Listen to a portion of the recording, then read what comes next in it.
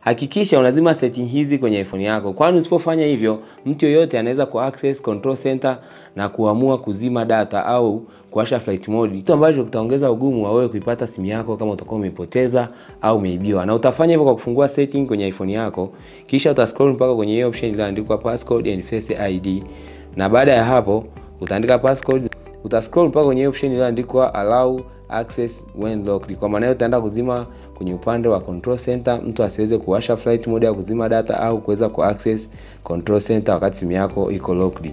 Pia tutazima siri, kwa maana hiyo ashindwe kuaccess siri simu yako kama itakuwa locked. Pia ashindwe kureply message wakati simu yako iko locked. Pia home control tutazima na notification center, kwa maana hiyo simu yako kama itakuwa locked mtu asiweze kuaccess notification center. Kama utakuwa umejifunza, unaweza ukalike, ukasave na ukashare kwa yule mtu ambaye unampenda, ambaye utaki na yeye akutane na hayo majanga ya kuibiwa simu yake na kuweza kuwa unlocked au kuweza kushindwa kuipata kwa urahisi.